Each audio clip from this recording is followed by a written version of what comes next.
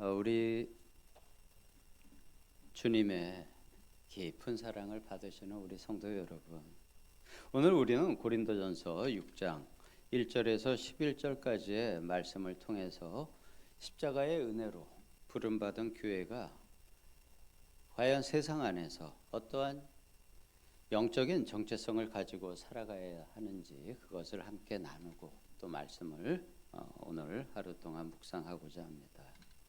앞에 어제 5장 말씀에서 교회 내의 음행 그리고 또 그에 대한 그것을 받아들이는 교회의 영적인 무감각에 대해서 지적을 했던 바울 사도가 오늘 말씀 6장에서는 고린도 교회 내부에 발생한 또 다른 영적인 위기, 성도 간의 세상 법정 소송 문제를 다루고 있습니다. 오늘날 세상의 가치관은 내 권리를 끝까지 주장하고 고집하고 조금도 손해보지 않는 것, 그것을 어떤 사람들은 지혜라고 말을 합니다. 그렇지만 바울 사도가 오늘 제시해주는 믿음의 성도들의 삶은 이러한 세상의 기준과는 좀 다른 기준을 이야기해주고 있습니다. 우리가 예수님을 믿는다는 것은 무엇인가요?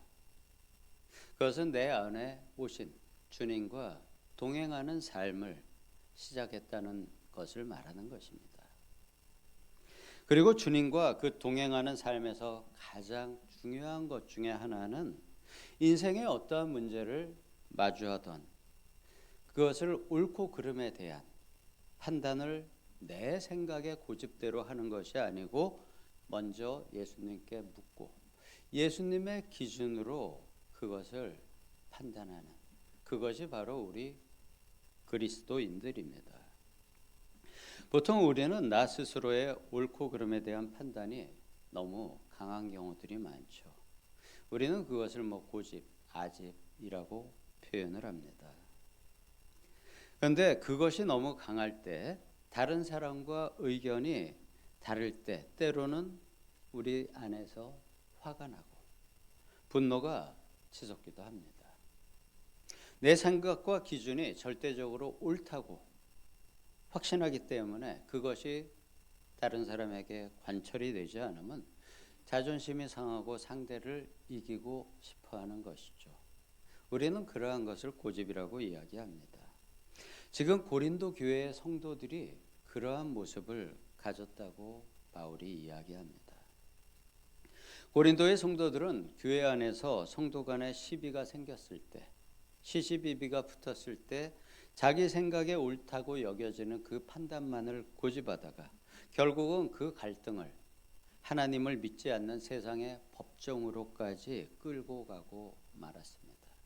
거기에는 이익이 있거나 나의 자존심이 있었다는 것이죠. 바울은 이러한 행위를 단순히 윤리적인 문제 아니면 행정 절차의 실수로 이해하지 않았습니다.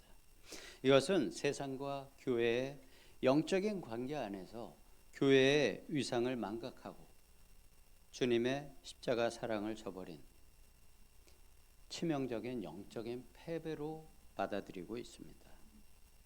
1장에서 바울은 이렇게 이야기합니다. 너희 중에 누가 다른 이와 더불어 다툼이 있는데 구태여 불의한 자들 앞에서 고발하고 성도 앞에서 하지 아니하느냐라고 탄식하면서 말을 합니다. 여기에서 세상의 재판관들을 불의한 자로 또 교회를 성도로 대조하고 있습니다. 이것은 세상 법관들의 도덕적인 수준 때문에 이렇게 책망하는 것이 아닙니다.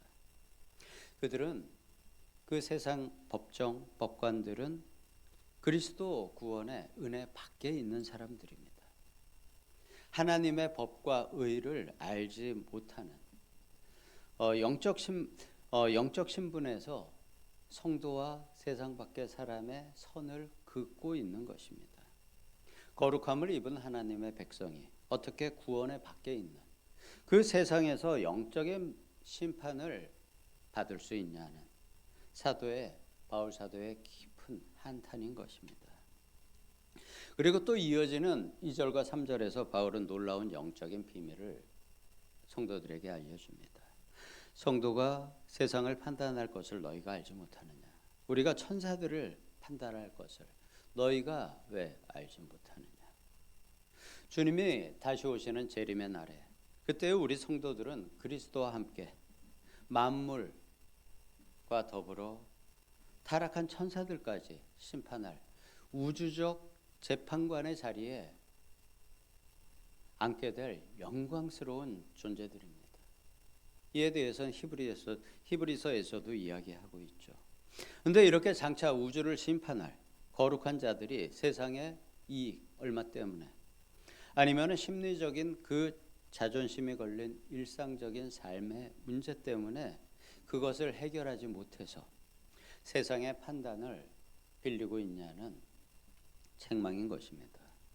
이것은 그리스도의 피로 사신 성도의 거룩한 존엄 그리고 교회의 존엄을 스스로 짓밟는 어리석은 영적인 행동이라고 책망하고 있는 것입니다. 우리 안에 계시면서 모든 지혜의 근원이신 예수 그리스도께서는 생명으로 교회 안에 그리고 또 우리 각자의 성도 마음 안에 거하고 계시는데 세상 법정에 나아가 시시비비를 가려달라는 것이 말이 되냐는 것이죠. 이러한 영적인 우리의 신분에 대해서 다시 이야기하고 있습니다. 그래서 바울은 교회의 재판 체계를 새롭게 세우라는 이러한 권면에만 그치는 것이 아니고 복음의 본질에 입각해서 근원적인 십자가 윤리를 7절에서 이렇게 제시해주고 있습니다. 너희가 피차 고발함으로 너희 가운데 이미 뚜렷한 허물이 있나니 차라리 불의를 당하는 것이 낫지 아니하며 차라리 속는 것이 낫지 아니하냐 라고 세상의 이치와는 다른 이런 십자가의 기독교의 역설을 주장합니다. 여기서 뚜렷한 허물이라는 이 단어는 군사적으로 쓰일 때는 완전한 패배를 의미하는 단어입니다. 너희가 성도 간의 일, 교회의 일을 가지고 세상 법정에 가는 것은 영적으로 완전한 패배라는 의미입니다. 세상 법정에서 누가 더 논리적으로 변론해서 승소를 하든 그것은 영적으로 아무런 의미가 없는 일입니다. 세상 법정에서 승소해서 상대를 이겼다고 온 세상에 아니면 온 교회에 광고한들 그것이 주님 앞에 섰을 때 과연 무슨 의미가 있겠습니까? 교회가 오히려 세상의 조롱거리가 되고 피를 나눈 형제를 고발한 그 상태에 이미 교회는 세상 공중권세 자본자에게 완전히 패배한 것입니다. 서울에 있는 어느 대형 교회가 교회를 건축하면서 그 지하에 다른 공간을 침범한 일이 있었죠. 그것이 세상 법정까지 간 일이 있었습니다. 물론 그 교회 입장에서 주장할 것들이 있고 그랬겠지만 세상 사람들이 볼 때 많은 부끄러움을 당하게 되었습니다. 그것이 세상 법정에서 이긴들 무슨 소용이 있겠냐는 바울의 그러한 말씀입니다. 여기에서 바울은 이러한 불의를 당하는 것보다는 차라리 속거나 속아주는 것이 낫다고 이야기하고 있는 것입니다. 스스로 손해와 모욕을 감수하는 것, 형제를 이기기 위해서 세상의 힘을 빌리느니 차라리 바보처럼 억울함을 당하고 재산을 잃어버리는 것이 오히려 영적으로는 통쾌한 승리라는 이러한 사실이 세상과는 다른 주님께서 걸어가신 그 십자가의 역설의 길입니다. 우리 역시 그것을 따르라는 권면입니다.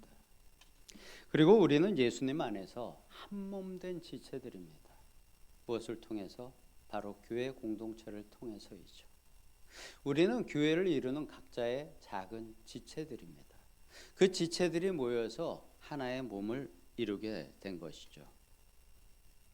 가정에서 형제들이 싸우게 됐을 때 그 부모에게는 그 아이들이 누가 옳고 그른 그것이 기준이 아니고 가족 간의 화합이라는 다른 기준을 가지고 아이들에게 권면을 하듯이 교회 안에서도 지체 간의 사랑과 연합이 세상에 그러한 시시비비보다는 훨씬 더 중요함을 말씀합니다. 차라리 속아주고 차라리 내가 피해를 당하고 묵묵히 주님의 판단을 기다리는 것이 진짜 예수를 믿는 사람의 삶입니다. 우리가 실제로 형제들과 어떤 문제가 발생했을 때 이러한 마음들이 발동이 될 때가 있죠. 내가 차라리 그냥 좀 피해를 보고 말지. 형제 간에는 그러한 일들이 많이 일어나죠. 교회 안에서의 지체들을 진심으로 형제 자매로 생각을 한다면은 바로 그렇게 행동하라는 것입니다. 이것이 바로 산상수훈에서 우리 주님께서 얘기하신 내 속옷을 가지고자 하는 자에게 겉옷까지 주라고 말씀하신 주님의 가르침이고 또 친히 십자가에서 온갖 조롱과 불의를 묵묵히 감당하신 주 예수 그리스도의 십자가의 도입니다.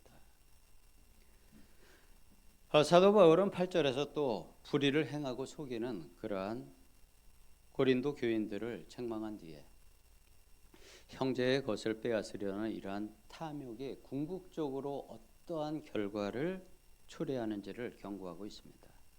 9절과 10절을 보게 되면은 불의한 자는 하나님의 나라를 유업으로 받지 못할 것이라고 경고하고 있습니다. 또 음행, 우상 숭배, 간음, 동성애 이러한 고대 그리스 로마 사회에 만연했던 중범죄의 목록 속에 이것이 포함되어 있습니다. 빼앗는 자, 탐욕을 부리고 약탈하는 자.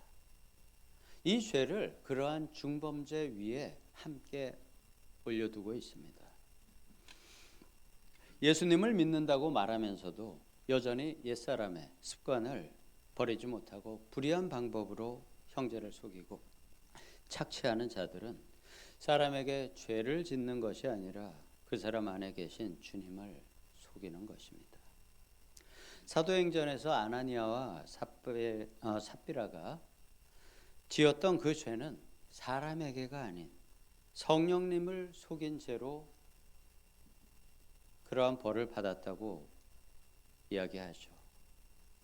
그리고 또 죄를 짓고도 나는 이미 과거, 현재, 미래의 모든 죄를 다 사함 받았기 때문에 괜찮다라고 이야기하며 회개하지 않는 양심에 화인 맞은 그러한 사람들은 자기 스스로를 속이고 또 하나님을 속이는 그러한 사람들입니다. 하나님 나라를 그러한 자들은 받지 못한다고 10절에서 바울은 이야기합니다. 하지만 이러한 경고와 책망을 쏟아낸 사도 바울이 다시 또 11절에서 그 고린도 교인들의 어두운 과거, 영광스러운 현재를 대조를 하면서 복음의 반전과 은혜를 이야기하고 하나님을 찬양합니다. 11절 말씀이 이렇죠. 너희 중에 이와 같은 자들이 있더니 주 예수 그리스도의 이름과 우리 하나님의 성령 안에서 씻음과 거룩함과 의롭다 하심을 받았느니라. 너희 중에 이와 같은 자들이 있더니 이 문장은 과거형이죠. 우리의 과거가 바로 이랬다는 것입니다. 우리도 바로 이러한 불의를 가진 자들 중에 한 사람이었습니다. 탐욕스럽고 이기적인 죄인이었습니다. 그렇지만 하나님 앞에 내가 나아가게 되면은 주 예수 그리스도를 그 십자가의 길을 믿게 되면은 그것은 이미 지나간 과거입니다. 예수 그리스도의 이름과 성령님 안에서 우리는 씻음과 거룩함과 의롭다 하심을 받은 자들이 되었습니다. 우리는 우리의 공로와는 상관없이 하나님의 은혜로 단번에 그리고 완벽하게 성취된 구원 사역을 구원받은 자들입니다. 주 예수 그리스도의 그 보배로운 피로 더러운 과거의 씨가 완전히 씻겨나가 그러한 성도입니다. 세상의 더러움으로부터 분리가 되었습니다. 하나님의 성전 안으로 성별이 되었습니다. 성스러운 구별을 받은 것이죠. 하나님의 법정에서 완전한 무죄를 선고받았습니다. 이 거룩함과 의로움은 나의 어떠한 무엇에 근거하는 것이 아니고 내 안에 살아계신, 내 안에 내주하고 계시는, 또 임재하시는 예수 그리스도의 그분 자체가 나의 거룩함이 되고 의로움을 주시기 때문입니다. 그분 때문에 거룩함과 의로운 자가 된 것입니다. 바로 이 구원 안에 이제 과거는 버리고 이 의로움과 거룩함에 들어가야지 된다고 권면합니다. 오늘 말씀을 정리해 보겠습니다. 우리는 멸망당할 불의한 자들이었습니다.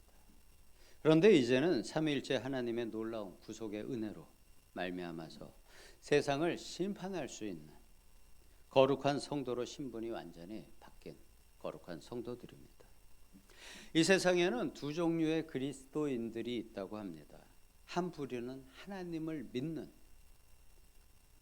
성도들이고 또 다른 한 부류는 내가 하나님을 믿는다고 믿는 사람들입니다. 내 안에 주님께서 성전을 지으시고 그 안에 살아 거하심이 진짜 믿어지는 사람은 어떨까요? 결코 그 전과는 똑같게 살 수가 없습니다. 다르게 살아갈 수밖에 없습니다. 내 안에 주인이 계시기 때문입니다. 나는 그분의 명령을, 뜻을 따라야 하기 때문입니다. 눈에 보이지 않고 귀에 들리지 않아도 매 순간 모든 판단을 주님께 묻고 주님의 판단에 순종해야 합니다. 주님의 뜻은 말씀 안에 전부 있습니다. 우리 성도님들의 마음에서는 여전히 세상의 법정이나 교회에서 나의 권리만을 주장하면서 형제 자매와 다투시겠습니까? 아니면 나를 위해서 하늘의 모든 영광과 권리를 포기하시고 십자가에서 몸이 찢기신 주님의 은혜의 빚진 자로서, 그 사랑의 빚진 자로서 기꺼이 손해를 감수하는 좁은 십자가의 길을 걸어가시겠습니까? 참된 승리는 세상 앞에서 내 옳음을 증명하고 이기는 것에 있지 않습니다. 십자가의 사랑으로 갈등을 덮고 형제를 용서하고 교회의 거룩한 연합과 순교를 이겨낼 때 우리는 비로소 세상을 이길 수 있는 것입니다. 내가 세상을 이겼노라라고 선포할 수 있는 것이죠. 일상의 모든 자리에서 시시비비를 가리는 내 눈과 내 마음은 닫으시고 오직 그 순간에 주님만을 바라보시기를 소망합니다. 우리의 마음을 씻어주시고 또 거룩하게 하시며 의인 삼아주신 그 십자가의 은혜를 우리 가슴에 새기고 거룩한 손해를 감수하면서 그리스도의 사랑으로 하나님 나라를 삶에서 직접 증명해 보이시는 우리 모든 성도님들 또 제가 되기를 예수님의 이름으로 간절히 축복합니다. 아멘. 아버지 하나님, 아버지께서는 그 주님의 십자가 사랑을 우리 마음에 부어 주셨습니다. 또한 주 예수 그리스도의 이름으로 오신 성령 하나님을 우리 마음에 내주하게 우리 마음에 심어 주시고 또 그분의 뜻을 따라 우리가 그의 나라와 그의 뜻을 먼저 구할 수 있는 우리의 삶을 허락하여 주셨습니다. 우리가 나를 주장하지 않고 나를 내세우지 않고 그분의 뜻과 아버지의 나라를 먼저 구하며 살아가는 우리 모두 될 수 있기를 또 그 길을 인도해 주시는 예수님의 거룩한 이름으로 기도드리옵나이다.